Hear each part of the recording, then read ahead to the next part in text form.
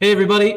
Welcome back to another episode of Masters of, the podcast put out by Cludo about the people that are doing amazing things on websites and having conversations about big content websites in all the industries that we talk to on a regular basis. We are super excited to have Bart Caylor here today. Many of you may know Bart with his work with Caylor Solutions and on his own podcast, working specifically with higher education. So super excited to have you here, Bart. Bart, welcome to Masters of. Hey, Nick, it's a pleasure to be here. Thanks for the invitation. Good deal. Good deal. We have a ton of stuff to cover today, and I'm super excited. I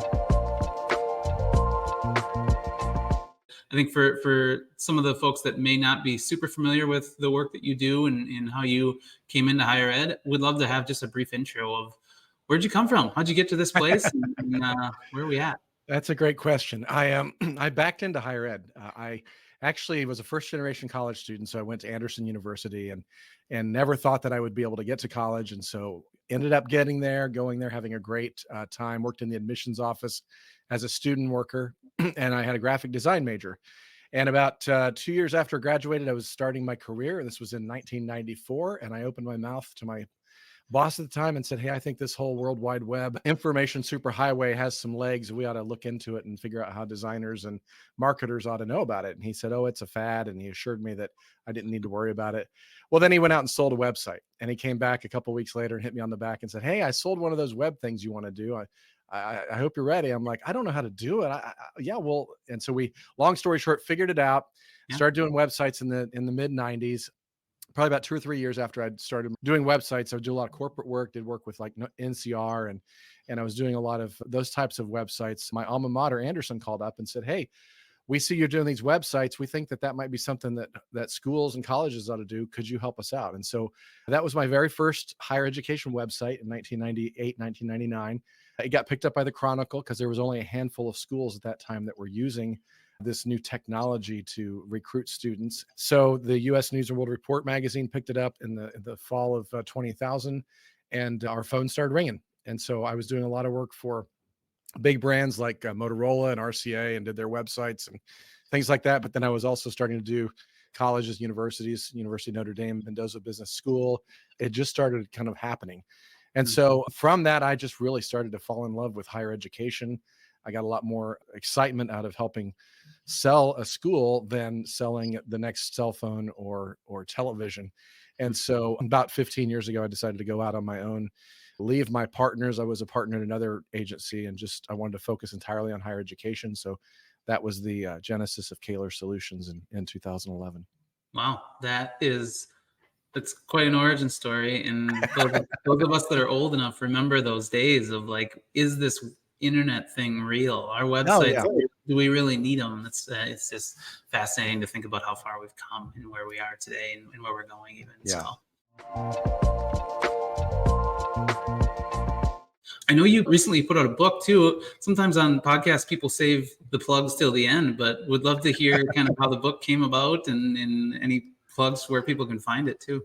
Yeah, so it's called Chasing Mission Fit. It's your marketing guide to filling your institution with students who are going to succeed. And the whole genesis of that was, during the pandemic, we decided to start a podcast. And over the course of the last, 4 years, we've interviewed almost 200 episodes and 200 guests on the podcast. And so once you start getting to know a lot of people in higher education, and you're talking about higher education on a weekly basis and higher education marketing, you start kind of forming your own opinions. And you're like, yeah, I agree with that. Yeah, this is what I think. And after a while, I was like, I have a lot more opinions about this than I realized. And so with some help of my team, I was able to put together that book. We launched it earlier this year. It's been very well received. Part of it was just kind of the idea that the enrollment cliff's coming. I think too many times in higher education marketing, we try to either follow the big dogs. So if you're a small school, you're kind of watching what all the flagships are doing, and you can't do that because you can never keep up. Or we're looking at other places, and it's like, well, we've always done it that way, so I guess we're just going to continue to do that, not realizing how much the audiences have changed, how much Gen Z and Gen Alpha are different than millennials, that are different than boomers and Xers. And so the whole idea behind the book was to kind of put together and put into writing some of what I think is best practices for higher education marketing, and starting with enrollment marketing, and focusing on three main things: the website, content, and lead generation. And so the book's built around that concept, and Mhm. so yeah, it's been well received, and I'm humbled by that. Yeah. I'm curious to get your perspective on if there's been a transition. Clearly, there's been a move from people being more receptive to digital and receptive to digital marketing in general. Has Yeah. there been a transition in your time working in higher ed? Has there been as much of a change as you might expect of people thinking in terms of like enrollment marketing has these KPIs and it works kind of like a funnel, and like what's been your observations there over time? Has that changed a lot? Are people still catching up? Like where are we with that? It kind of goes in waves a little bit, and I'll just use examples of some of the modality of getting attention of students. Used to be the fact that you would put an ad in a student magazine or something that would be, back when I was entering school, there was a couple magazines that students would subscribe to, and you'd put an ad in there about your school or something like that. And then it got to the point, well, you got to really just start sending out, direct mail. And then all of a sudden, digital came about. So let's just attach email and text to the direct mail plans. And then direct mail got expensive, and so, well, let's just do email and text. Well, the problem is that a lot of students don't want to email. They don't want to read your email. They only check their email every 3 weeks. Mhm. They really find texting is kind of their personal spot, and they don't really want to be advertised in that section. And so you really have a difficult time. And so one of the things that we're finding is that going back to print is a little bit retro, because it's like, oh, I've never gotten mail before, and this is kind of cool. But if you do print, because still a lot of people are doing print in the higher ed space, you got to stand out. You got to do something that gets attention. It's like anything digital, anything today.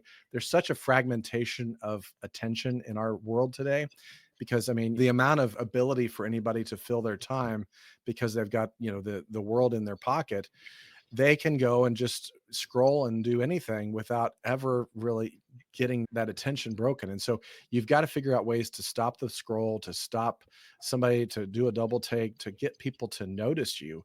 And I think sometimes it's just kind of the same mantra that everybody looks the same, everything's the same. And so a lot of the things that we're talking to our clients about are, how can you do creative things to stand out from the crowd? How can you make sure that the ideas that you're doing, the ways that you're sending out your physical mailers. I mean, dimensional mailers have always been proven to get more opens, because who's not going to open a box that comes with their mail? And Mhm. so the idea of being able to really think outside of the norm, get away from the herd, and really kind of be something that's a little bit different. So that's a lot of it. But yeah, I think there's going to be patterns that happen. I mean, print comes and then it goes and then it comes back, and email comes and then it goes and it comes back. And then part of it, I think, is strategy too, is recognizing that the closer the generation Z and generation alpha, they are really tight and they don't let anybody into their world. Mhm. Well, who can you get to help you with that? Well, mom can help. Mom's at home. So how do we start marketing to mom? Because mom will open her emails. Mom will look at what comes in the mail. Mom will do those things. And so we're really trying to look at ways that schools, especially traditional undergrad schools, can start marketing more toward the influencers and those gatekeepers, i.e. mom, or other people like youth pastors, or even counselors in schools. And so there's a lot of ways to think about it, but yeah, it's constantly evolving, and you kind of have to pay attention and try a lot of new things. It's super interesting. We think and talk to a lot of our customers about audience types all the time. It's part of what the challenge is with even the web properties that people have. How do you Yeah, cater to parents and prospective students and current students and faculty all at the same time? I right. think there's inherent challenges there while still having a through line of the brand, a through line of the mission that pulls through. As people listen to this, any advice for understanding those audiences that you've seen? There are patterns that are generational patterns that have been identified, but anything else that's like a tip for people how to understand those different audience types? Yeah, one thing I would do, my biggest tip would be, because just as you were describing those different audiences, a lot of the problem in higher education, especially, and I've worked in a lot of different verticals, and so I think I can earn my way to say this. Higher education tends to be a lot more egalitarian. So we look at it and we say, oh, let's just use the web page, the homepage. We got to have something there for the faculty. We got to have something there for the students. Our alumni need to see something there. The gift, the end of year gift needs to be on there. And so all of a sudden, I saw a great meme on LinkedIn that was like, this pizza that had M&Ms on it, that had a turkey on it. That, I mean, it has everything in the world that you can think of to eat is on top of this pizza. And somebody made a comment that said, this is what a typical higher ed website looks like, because everybody wants to get on the homepage. And I think you have to be courageous as a marketing leader to prioritize. And so I always look at the priorities to be able to say, okay, follow the money. I mean, where is the net revenue going to enhance the most? And for 99% of the schools that are in the United States and around the world that are doing tuition, it's going to be on enrollment. It's going to be on new students. And so you've really got to put priority to those new students and those influencers that are helping them get to college, making their decisions.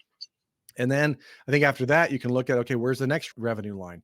Well, that's going to be advancement. That's going to be giving. So statistics show us that top right corner is where donors look for the give button. So make sure you've got the give button, and a really easy way for them to get into the portal for giving and portal for advancement on your website. And then once you get to that, there are a lot of tools that are really good and serve faculty well. There's, LMS systems. There's all these different ways that a lot of their content can kind of live behind the curtain, can live in those areas. And so a lot of times we will recommend and consult our clients that as you're putting priority to your stakeholder groups, really look at those stakeholder groups as the revenue drivers to find out. If we can't say anything else, I need to have a student walk away and say, wow, that's a place I want to know more about. And if I have too much other stuff that creates friction for that student, then I'm doing a disservice for the entire community. I'm actually disserving the faculty by putting them on the website, because I'm confusing a student who then doesn't come there, who then has a drop in enrollment, who then we start laying off faculty or close.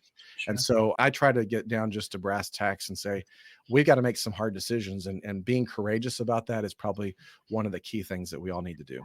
Right. And that there isn't a conflict between being courageous and having a bold vision and being very targeted at that vision, also Right. being tied to revenue and survival and the business goals that an institution may have. On the topic of being courageous or having a strong, brave way of presenting an institution to the world, what are you seeing on kind of the leadership side and the team kind of building side? I'm curious about that. We talked to different layers of people that are kind of involved in the brand and marketing and the website, and anything that you're seeing or advice that you would give in terms of how to build a strong team, how to organize the team around some of these initiatives that are so vitally important. Yeah. The work that you do, how's that shaping up on the team side, the management side? How's it coming together? No, I think that's a really good question. And it kind of goes to some thinking I've been doing a lot of lately. And when we can focus on higher education for a second, we look at the headwinds of there's a mistrust in public for higher education institutions. I think there's a general public mistrust of just the world higher education because it's increased in price so much faster than any other part of our society. So we've got that. We've also got headwinds in the fact that the enrollment cliff is coming. So starting next year, 2025, just the supply side of the students that will be available to come to traditional four-year colleges is going to drop drastically, and it will continue that way for the next 20 years. And so there's a lot of challenges. And I think with all those challenges, and you throw in things like artificial intelligence and how much generative AI is going to affect the way that we do our work, the way that we do the business of higher education, the way that we teach. Those things are all going to be headwinds, and it's going to be very, very challenging. And I think from a leadership standpoint, I have found that the older I get and the more fragmentation of our attention, like I talked about earlier, even as leaders, we start kind of coasting sometimes and not asking the hard questions or not educating and being literate in the things that we need to be literate in. And so there's a lot of decisions in higher education that are made or that are let happen because a senior leader just doesn't understand it or doesn't know the questions to ask about, whether it's digital pay-per-click advertising or whether it's things on the website or whether it's trends in social media that we should be doing on social media posts. There's a lot of change happening. And I think that the key for leadership going forward is going to be change management. They're going to have to understand, how do I get up to speed in enough way that I understand digital marketing so at least I can be smart to ask questions to the people who are the experts on my campus? How do I get up to speed enough on generative AI to ask the questions and be curious about it so that I can then demand the most from my team and coach them and lead them well? And I think what you're going to find is that that level of change management and that level of being able to pivot and be agile, because again, another thing about higher education specifically is that higher ed is not known for its agility. It usually takes a lot longer for decisions to be made and a lot longer for change to happen. And so I think this is going to be true of a lot of verticals, but I think that because of the speed of which change is going to happen in the next 18 months to 5 years, you're going to see a lot of boomers exiting quickly. And they're going to be basically saying, you know what, I think I want to take that consulting gig. I think I want to go play more golf. I think I want to spend more time with my grandkids. And so I think you're going to see vacancies opening very quickly. And there's going to be this leadership vacuum on a lot of campuses. And the other thing is that because boomers are such a large generation, it's going to be a quick vacuum with a lot of empty spots. So it's going to be in the board, it's going to be in the cabinet, it's going to be in senior leadership. And so I think that there's going to be a lot to ask of millennials, of Generation X, and others to be able to step into those roles.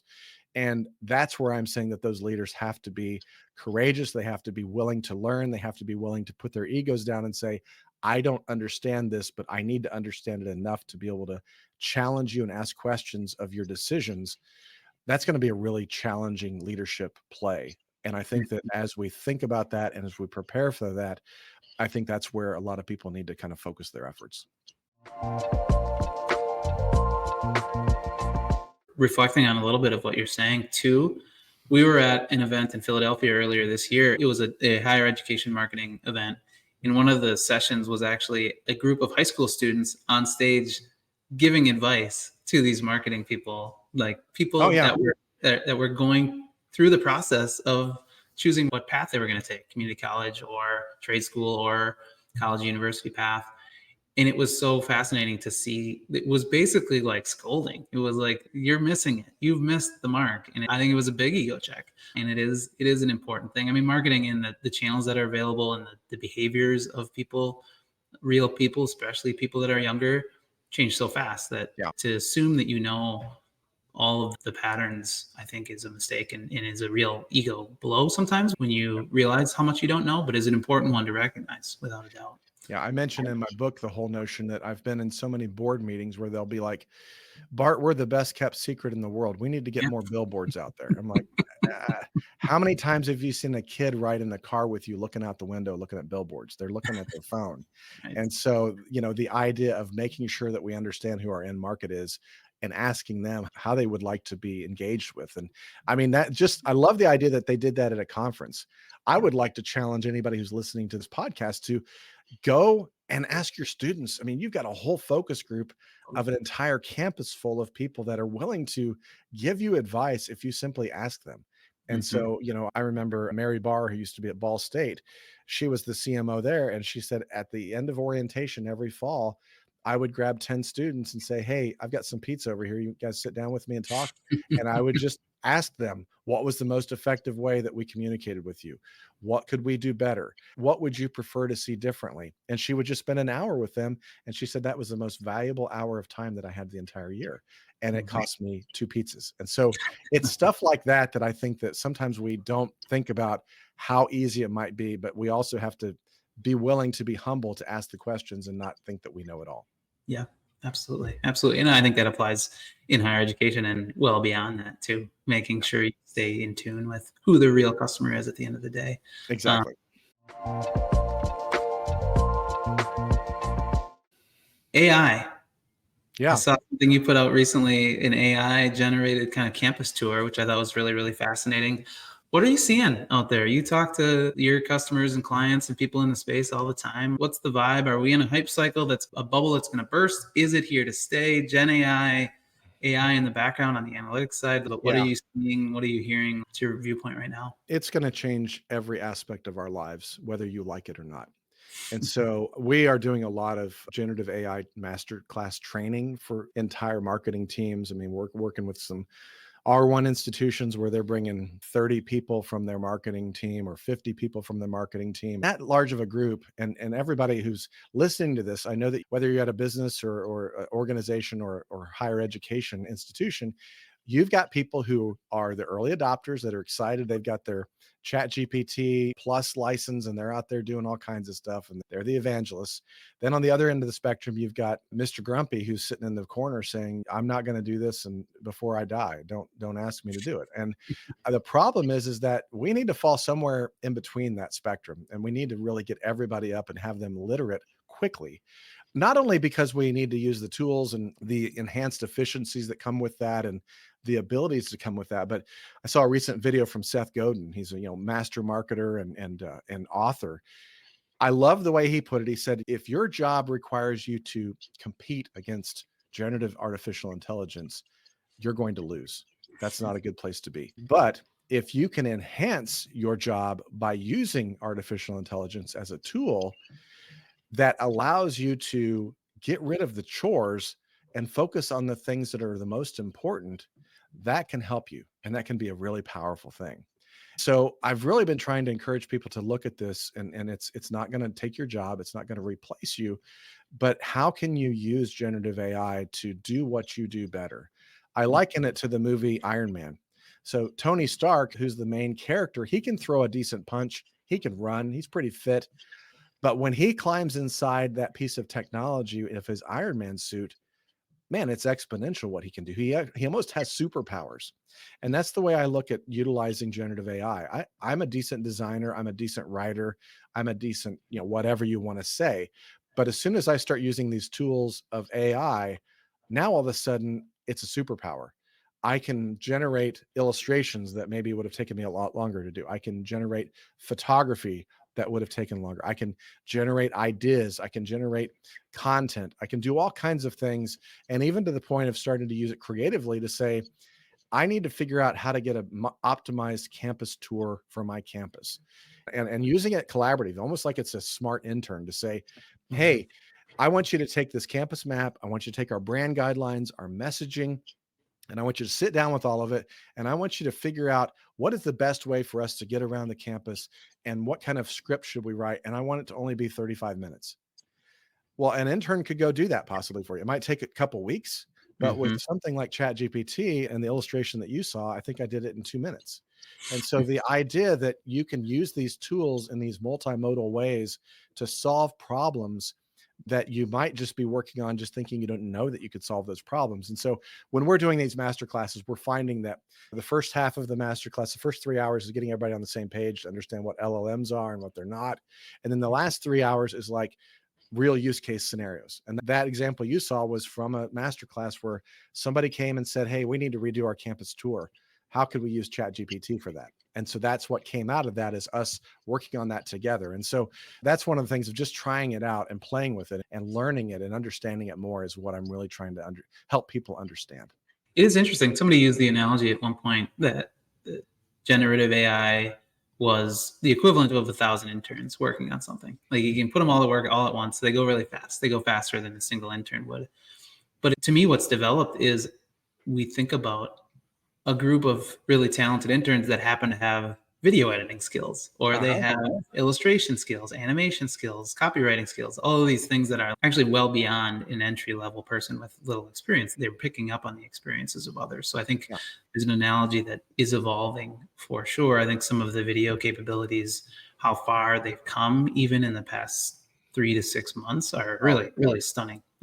It is, I think it is going to change how we do our work. And obviously I'm a career-long marketer as well and have seen a lot of trends come and go. And some of them, I think, for marketing people have been threatening. And it is, for me, one of the things that I've tried to help the team and help others focus on is the tools in the digital aspects and the channels will continue to evolve, but keeping the core of what marketing actually is, having compelling stories, having a compelling point of view on the world and applying that in a way that actually moves people's hearts and changes their mindsets and things like that. Those things are just augmented by technology generally and are augmented by generative AI. So I agree completely. Like it is it's your superpower. It's your Iron Man suit that's going to bring what you already have inside you more powerful. So really, Yeah, really and it's going to let you spend more time on doing that emotive things that only humans can do, and you're going to have to be the one that is orchestrating these 1,000 interns that are making decisions that are pushing them in the right direction. That's pushing and having conversations with them. So you become more of an orchestra, a maestro, as opposed to the task doer. So right. I think to your point, one of the ways to understand it is to immerse yourself in it and test and learn and understand the kind of leading edge, so to speak, of tools. I'm super curious. Obviously, you're teaching master classes. I'm sure there are ways that you're staying up on what's yeah. new. How do you stay up on what's new and what's in your favorite set of tools right now? The way I stay up on what's new, everybody would kind of laugh, is that for some reason I've been doing this long enough that my Instagram feed is, 80% generative AI. And so usually each night before I turn in, I just kind of scroll through Instagram for 15 minutes and save things and email things to myself if I want to play with it or look at it. And so that's the way I kind of stay up on it, as well as, a few newsletters and a few other things and people that I follow on LinkedIn. And then as far as the tools, one of my slides in my classes, I've got a toolbox of, here's the 15 tools that I use. Somebody asked me yesterday, said like, okay, if you couldn't use any of those tools, what would be the one tool that you would use? And it's like, Mhm. well, Chat GPT 4.0. That's the fastest version of Chat GPT. I do have a paid version, which is considerably more advanced than just what you can do with a free one, because you don't get stopped on the limits. You don't get stopped on the throttling of not being able to get what you need quick enough. So I use ChatGPT 4.0, and then I've really been using a tool called Perplexity.ai lately. It's kind of Mhm. like if ChatGPT and Google had a baby, it'd be Perplexity.